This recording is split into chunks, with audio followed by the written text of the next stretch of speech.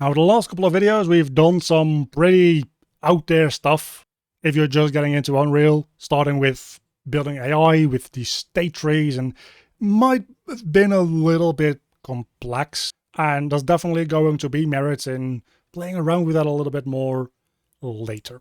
For now, let's do something a little simpler again, because we've got this enemy AI that has this sense of being able to patrol between different patrol points, and then when it sees us, it runs toward us and it hits us in the face. It doesn't have any animation for it. It doesn't even actually do anything. All that it does is it waits for a second. That's all that the code for it at the moment does. So instead, let's make him actually hit the player. And for us to be able to take damage, we first need to have some sort of HP system. And that is super easy to do because an HP system is just a number that you subtract until you get to 0, at which point you die. And in a previous video, we've already set up a death and respawning system. So we can just go into our player character blueprint and add in a value for health. We've got all this stuff in our player character, which we are not going to worry about too much for the time being, because that's all platforming stuff that we've done before. So let's just add a variable, and we'll call this HP. And you can make this variable an integer if you wanted to, because we're only going to increase and decrease these in whole numbers. The difference being integers don't have decimals, and floats do. However, the annoying bit is that when you use an integer in some sort of math operation, it also outputs something that is rounded. Kind of annoying. And you might think that's not relevant because, well, if your HP is always going to be round, you don't ever want it to output something that is a decimal. But what if you want a percentage on how much percent you have compared to your max HP? You're going to do a division between your max HP and your current HP, and that's going to output a value from 0 to 1. It's always going to rely on it being a decimal. And those are the kind of values that you use to drive things like HP bars. So even though we're not going to be relying on things actually having decimals in the values that we're going to be using directly, it still makes sense for this to be a float.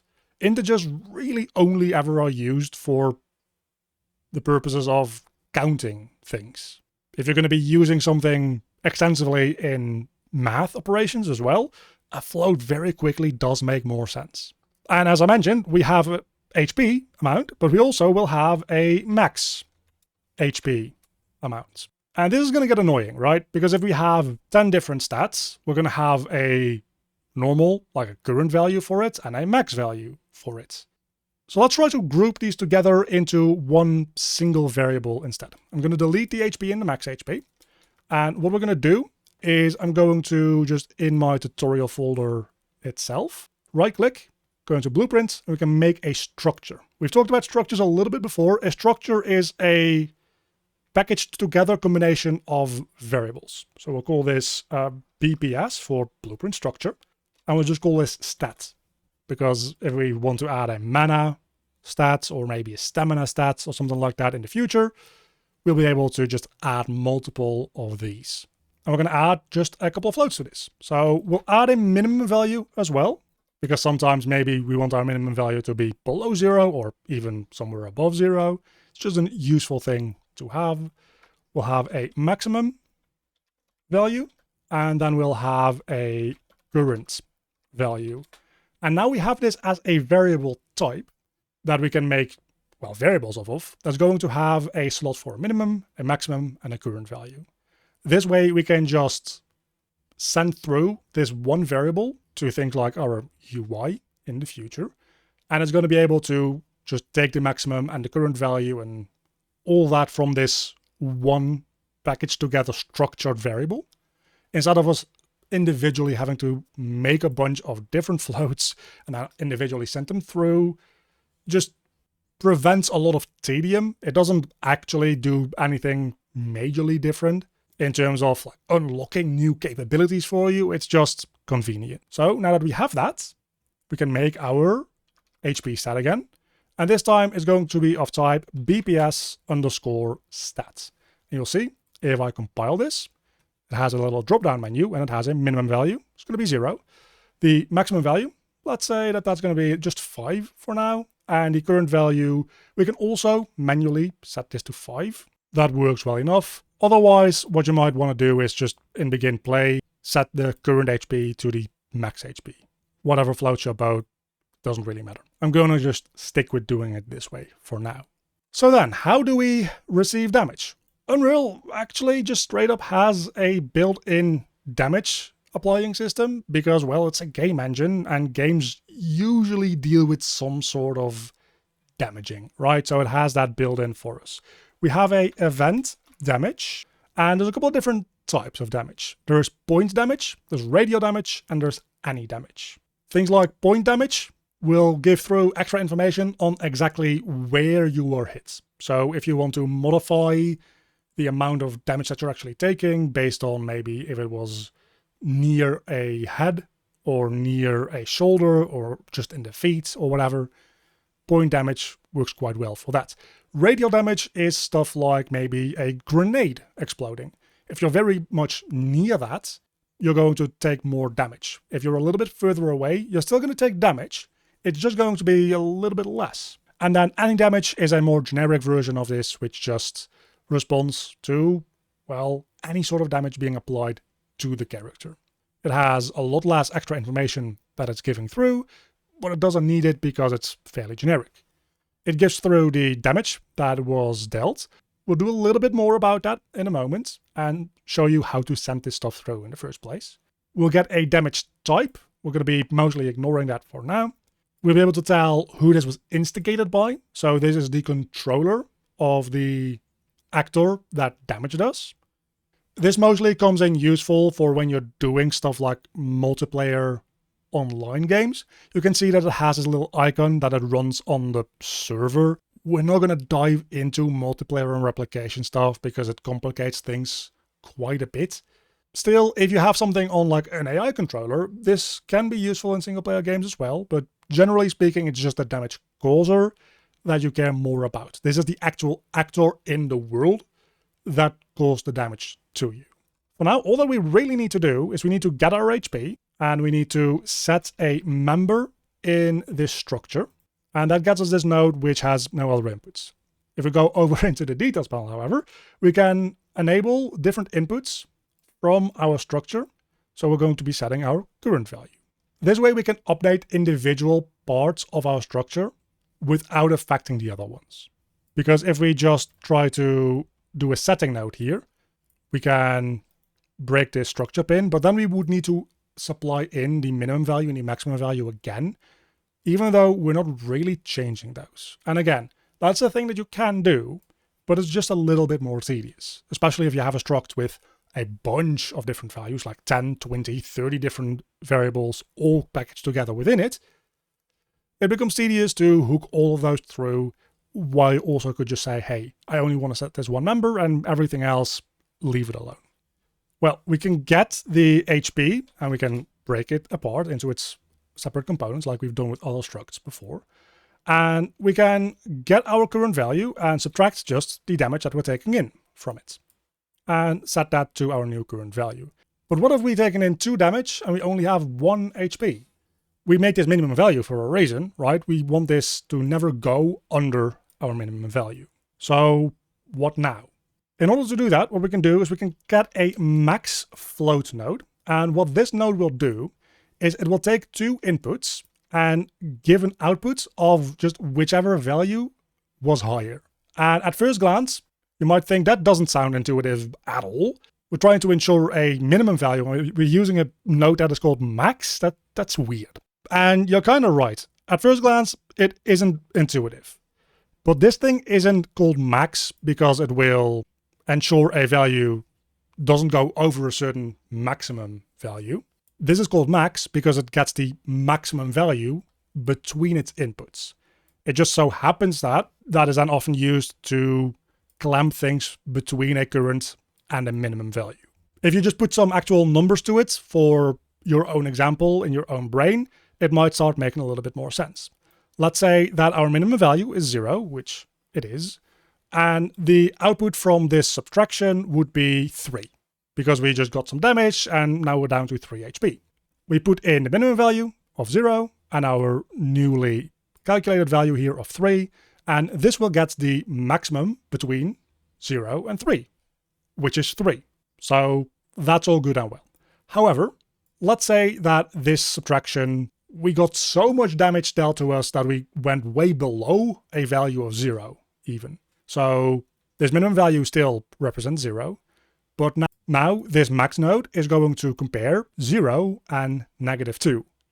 0 is actually a higher value than -2, because -2, well, is negative. So now this thing is going to output 0. So with those numbers as examples, hopefully it makes a little bit more sense why we're using a node with the word max just in all caps on it to figure out a minimum value. Again, it makes sense if it is a little counterintuitive to you, but hopefully if you just try to figure out things with these example numbers, which is a thing that's often good to do. If you feel like you're not properly grasping something or you're a little hesitant on if you understand how something works, just try to run through it with some example values. Either way, that tangent out of the way, we just do this, and now we have a way to damage our player. We then also want to check our HP again, so let's just split this structure in. And now if our current value is less than or equal to, it shouldn't ever be less than, because our minimum value is set up here, but it's still always good to check less than or equal to. It's not that much more expensive for the way that we're using it here, so just use less than or equal to.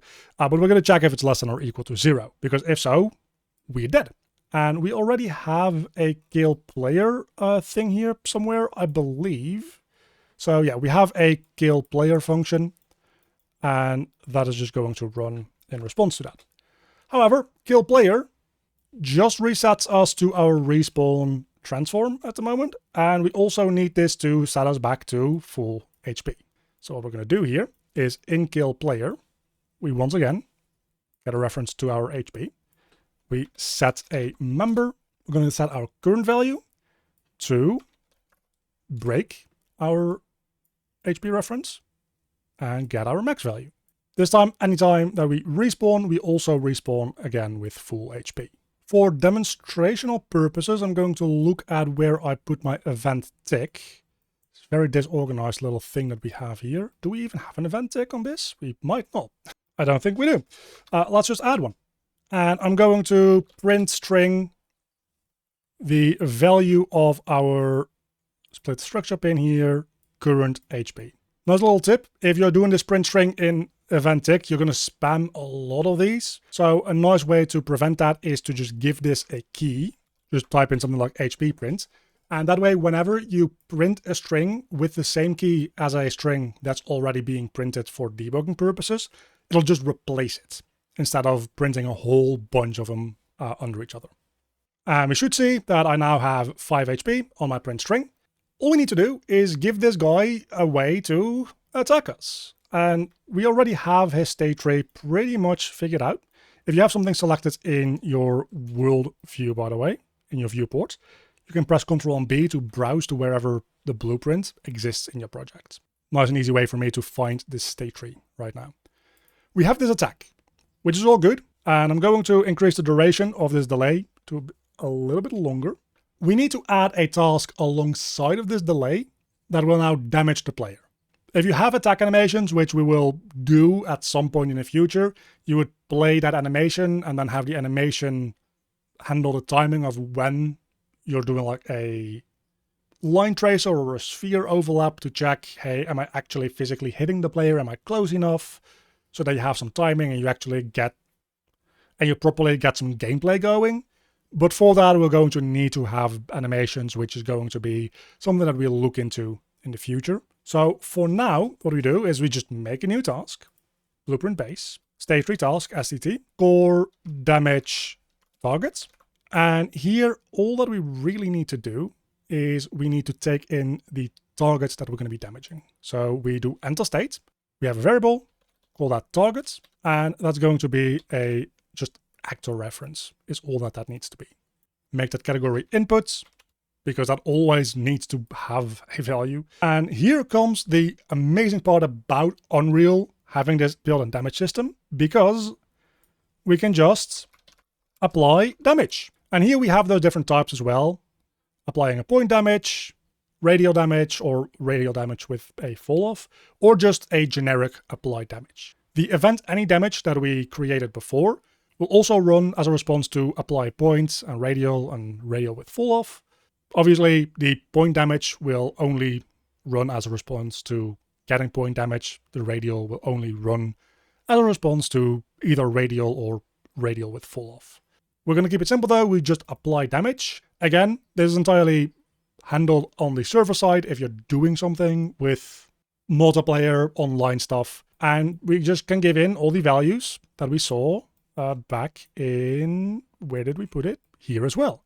The damage type, the instigator, the damage causer, the damage, the instigator, the damage causer, they're in a different order, and the damage type.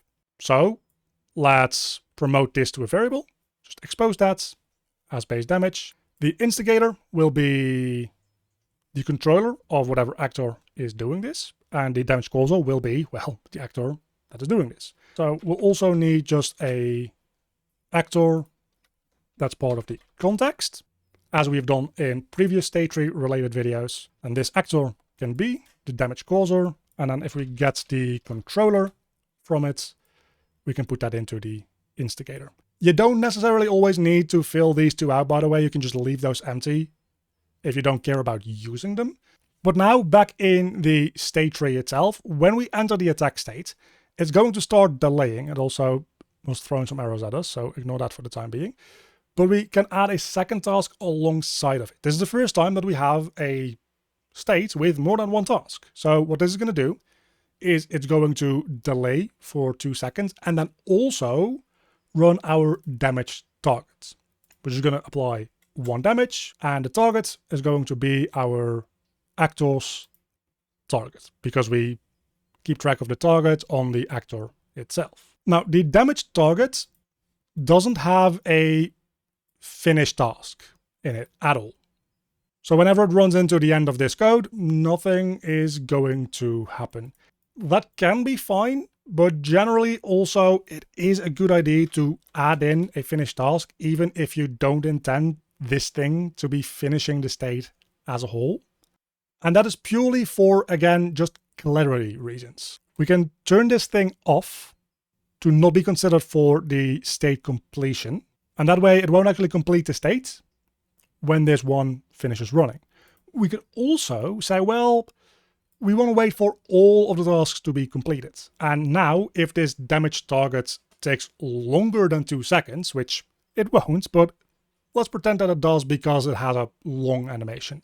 What we've now done is made a state that lasts at least 2 seconds, but potentially longer depending on how long the animation that we could run inside of this task does.